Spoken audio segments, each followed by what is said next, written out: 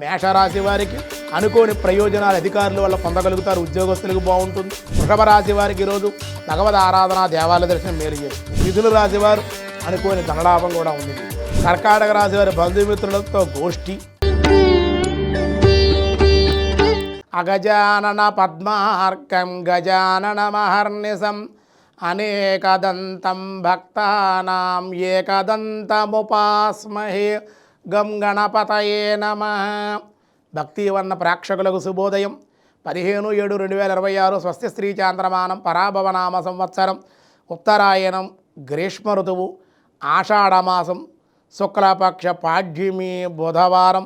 ఈ రోజు నుండి కూడా ఆషాఢమాసం ప్రారంభమైంది. శుద్ధపాడ్యం మధ్యాహ్నం 1:51 వరకు, నక్షత్రం పుష్యమి నక్షత్రం రాత్రి 12:55 వరకు, వర్జం ఉదయం 9:49 11:19 వరకు, అలాగే దుర్ముహూర్తాలు ఉదయం 11:39 మధ్యాహ్నం 12:30 వరకు, సూర్యోదయం 5:36, సూర్యాస్తమయం 6:34, అమృతగడి సాయంత్రం 6:52 8:23 వరకు, రాహుకాలం మధ్యాహ్నం 12 నుండి 1:30 వరకు రాహుకాలం ఉంది. శుభ సమయం ఉదయం 7 నుండి 8 మధ్యకాలంలో ఉదయం శుభకాలం, మధ్యాహ్నం 3 నుండి 4:05 వరకు శుభకాలం. అర్షణ యోగం ఉదయం 11:08, భవ మధ్యాహ్నం 1:51, బాలువ రాత్రి 12:59. దినారంభ చక్రంలో ఈరోజు ముందుగా మేషరాశి వారికి కొంత ప్రయోజనాలు ఆశిస్తారు. ఈరోజు అనుకోని ప్రయోజనాలు అధికారుల వల్ల పొందగలుగుతారు. ఉద్యోగస్తులకు బాగుంటుంది. ధనవృద్ధి కూడా ఉంది. వృషభ రాశి వారికి ఈరోజు కొత్త వ్యక్తుల పరిచయం, అలాగే ఉద్యోగంలో బదిలీలు కానీ ప్రమోషన్లు కానీ, లేదా దూర ప్రాంతానికి ఇష్టం లేని ప్రదేశాల బదిలీలు కానీ ఉండే అవకాశం ఉంది. భగవద్ ఆరాధన దేవాలయ దర్శనం మేలు చేస్తుంది. మిథున రాశి వారు దైవ కార్యక్రమాల్లో పాల్గొనడం, దేవాలయ దర్శనాలు, ప్రయాణాలు, అనుకోని ధనలాభం కూడా ఉంది మీకు. కర్కాటక రాశి వారి బంధుమిత్రులతో గోష్ఠి, రాని బాకీలు వసూలవడం వల్ల ఆనందంగా ఉంటారు. సింహరాశి వారి కొన్ని సమస్యల నుండి బయటపడే అవకాశాలు ఉన్నాయి. అధిక ఖర్చులు కూడా మీకు ఉండే అవకాశాలు ఉన్నాయి. కన్యారాశి వారు అందరితో విరోధాలు ఉంటాయి. అతి కోపం వల్ల నష్టం ఉండే అవకాశాలు ఉన్నాయి కాబట్టి మాట్లాడే విధానం సరిగ్గా ఉండాలి. అలాగే తులారాశి వారికి ఉద్యోగంలో బదిలీలు, ప్రమోషన్కి అవకాశం ఉంది. జీతం పెరిగే అవకాశాలు, కుటుంబ ఆనందం. వృశ్చిక రాశి వారు నూతన కార్యక్రమాలు శ్రీకారం చుడతారు. వివాహాది ప్రయత్నాలు కలిసి వచ్చే అవకాశం ఉంది. ధనుసు రాశి వారికి నూతన గృహ వాహనాది వివాహాది శుభకార్యాలు కలిసి వచ్చే అవకాశ ప్రయత్నాలు కొనసాగుతాయి. మకర రాశి వారు పై అధికారుల వల్ల, ఉద్యోగస్తుల వల్ల లాభాలు, కొన్ని ప్రయోజనాలు ఉంటాయి. ధనవృద్ధి కూడా ఉంది. కుంభరాశి వారు వృత్తిలో మార్పు ఉంది. ఉద్యోగంలో కూడా, వ్యాపారంలో కూడా కొంచెం కలిసి వచ్చే అవకాశం అయితే ఉంది. మీనరాశి వారు రుణదాతల ఒత్తిడులు, గతంలో ఏమైనా అప్పులు చేస్తే ఆ అప్పులు ఇచ్చినటువంటి వాళ్ళ దాతల యొక్క ఒత్తిడి ఉంటుంది. ధనానికి కూడా ఇబ్బంది, రొటేషన్ కాక చాలా ఇబ్బంది పడతారు. ఈ రోజు నుండి కూడా ఆషాఢమాసం ప్రారంభమైంది. ఇది శూన్యమాసం కాబట్టి ఆషాఢమాసం అన్నారు. కొత్తగా పెళ్ళైనటువంటి వాళ్ళు అత్తగారింటికి వెళ్ళకూడదు.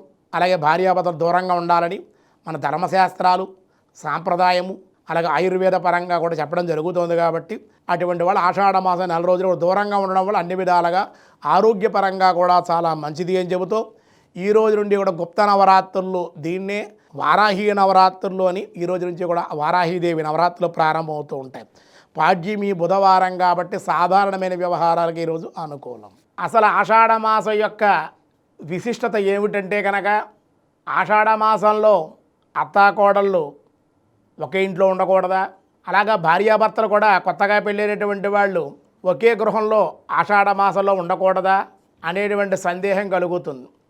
ఇది సాంప్రదాయమా, లేక ఆచారమా, లేక మనకేమన్నా ధర్మశాస్త్రంలో చెప్పబడిందా అన్న విషయాల గురించి మనం బాగా ఆలోచించాలి.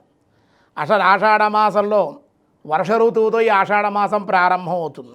ఇప్పుడంటే వాతావరణంలో సమతుల్యత దెబ్బతిని సకాలంలో వర్షాలు పడడం లేదు. కానీ పర్యావరణ హాని జరిగే కాలంలో ఉన్నాం మనం కాబట్టి ఆషాఢమాసంలో వర్షాలు సరిగ్గా పడటం లేదు. పూర్వకాలం మనకి కాళిదాసు తన యొక్క మేఘ సందేశం అనే కావ్యంలో కూడా ఆషాఢస్య ప్రథమ దివసే అన్నాడు ఆయన.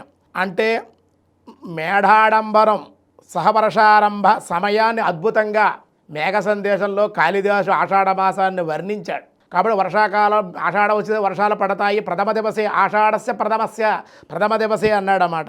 కాబట్టి అద్భుతంగా వర్ణించి, అంటే ఆషాఢమాసం అనేది ఋతువులకు సంధికాలం కాబట్టి సంధికాలంగానే మనం భావించాలి.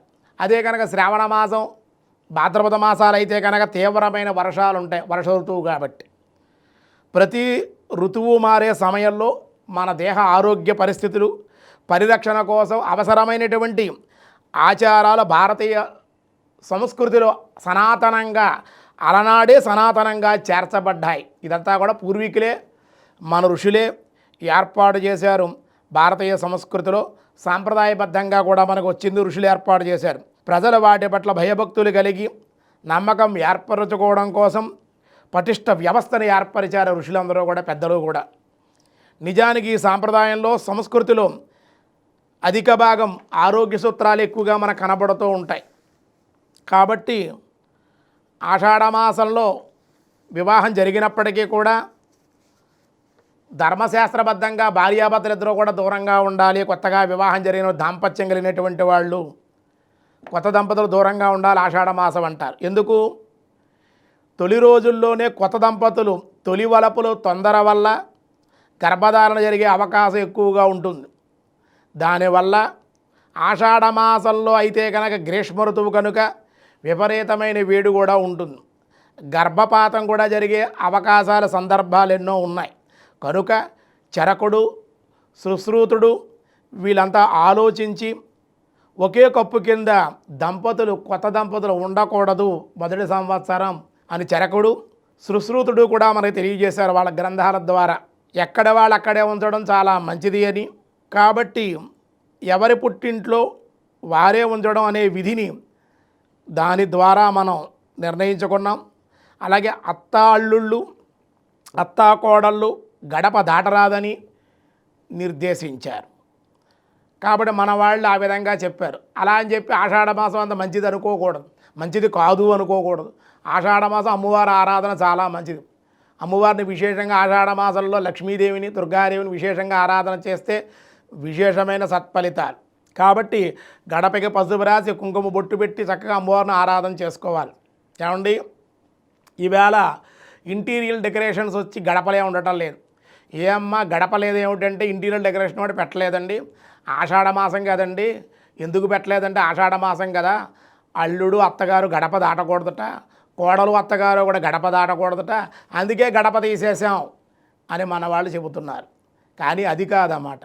ఆషాఢమాసంలో ఎందుకు గడప దాటకూడదు, కోడళ్ళు అల్లుడు అత్త కూడా ఒకే ఇంట్లో ఎందుకు ఉండకూడదండి? ఇందాక చెప్పిన కారణాలన్నమాట. కొత్తగా వివాహమైనటువంటి వాళ్ళు ఒకే ఇంట్లో ఉండాలి. ఆషాఢమాసంలో కలవకుండా ఉంటే గర్భధారణ జరగదు. మళ్ళీ ఈ ప్రసవం ఎండాకాలం అవుతుంది కాబట్టి శిశువుకు కూడా చాలా ఇబ్బందికరంగా ఉంటుందని మన చరకుడు, సుశ్రూతుడు కూడా ఆలోచించి ఋషులందరూ కూడా వాళ్ళు ఈ సనాతనమైన భారతీయ సాంప్రదాయంలో నిర్ణయించారు. ఇది ఆచారంగా, సాంప్రదాయంగా, ధర్మశాస్త్ర ప్రకారంగా కూడా ఇలా చేయడం అన్ని విధాలుగా కొన్ని కారణాల వల్ల కూడా గ్రంథాల ఆధారంగా కూడా ఇలా ఉండడం చాలా మంచిదనే చెప్పారు. వాళ్ళు ఏమో అబద్ధాలు చెప్పరు కదా, అసత్యం పలకరగా. కాబట్టి మన మానవులు ఉపయుక్తంగా ఆరోగ్యకరంగా ఉండాలి, దంపతులు బాగుండాలి, వాళ్ళకు పుట్టేటువంటి సంతానం బాగుండాలి అనే ఉద్దేశంతో ఋషులందరూ కూడా ఈ యొక్క మనకి ఆషాఢమాసంలో మొదటి సంవత్సరం పెళ్ళైనటువంటి దంపతులు దూరంగా ఉండాలి అని, ఎవరింటి దగ్గర వాళ్ళు ఉండడం వల్ల ఆరోగ్యకరంగా ఉంటుంది. అంటే అంటువ్యాధులు ఇవన్నీ కూడా కొత్తగా వర్షాలు ప్రారంభమవుతూ ఉంటాయి కాబట్టి వైరస్లు ఇవన్నీ వస్తూ ఉంటాయి. దానివల్ల కూడా ఎక్కువగా ప్రజలు తిరగరు అన్నమాట. అందుకే వర్షాల ఋతువులో తిరగరు. ఆషాఢంలో శ్రావణ మాసం ఎక్కువగా ప్రజలు బయటికి రారు, వర్షాలు పడుతూ దానివల్ల అనేక వ్యాధులు కూడా సంక్రమిస్తూ ఉంటాయి. అటువంటి అంటువ్యాధులు ఏ విధమైన వ్యాధులు రోగాలు లేకుండా ఉండాలని అది కూడా ఆయుర్వేద పరంగా, ఆరోగ్యపరంగా, ధర్మశాస్త్ర ప్రకారంగా ఋషులు ఏర్పాటు చేశారు. కేవలం తొలి సంవత్సరం మాత్రమే ఇలా ఆంక్షలు పెట్టడం జరిగింది అని చెప్పారు. అంతరార్థం ఇది. అయితే ఆ రోజుల్లో బాల్య వివాహాలు కూడా అధికంగా ఉండేవండి.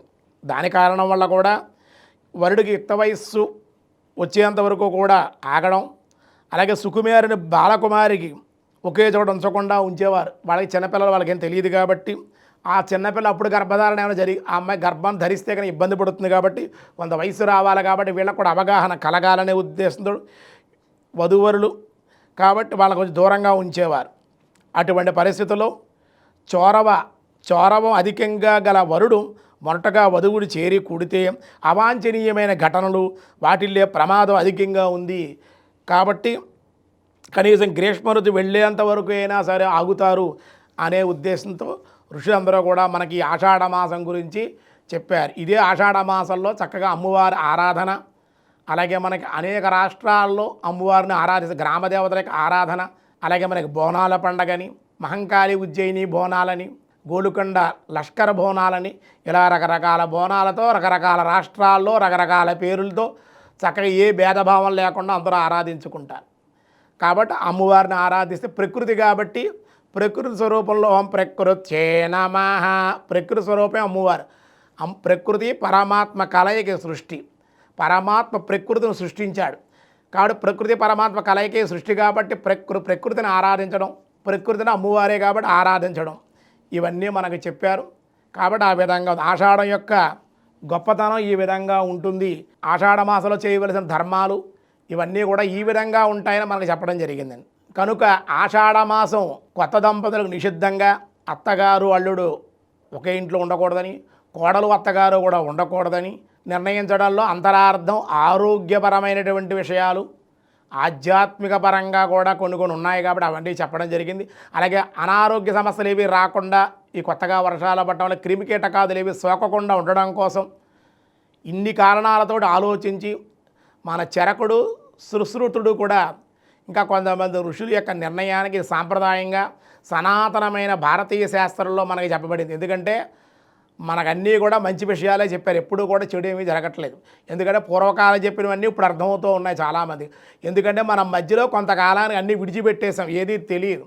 ఇప్పుడు కూడా చాలామంది ఆషాఢం నాన్ సెన్స్ గోన్ సెన్స్ ఉండకూడదట, ఇలా రకరకాలుగా ప్రవర్తించేవాళ్ళు వెళ్ళేవాళ్ళు బలవంతంగా వాళ్ళు అనుభవించే వాళ్ళు కూడా ఎంతోమంది మా దగ్గరకు రావడం జరిగింది, చూసాం కూడా. వాళ్ళకి కలిగే సంతానం, ఆ సంతానంలో ఉండే అవయవ లోపాలు ఇవన్నీ కూడా మేము వాళ్ళని అడగడం, వాళ్ళు కూడా చెప్పడం ఆశ్చర్యం. అందుకే ఎందుకే ఆషాఢ మాసం దూరంగా ఉండొచ్చు కదా అని మనం చెప్పడం కూడా.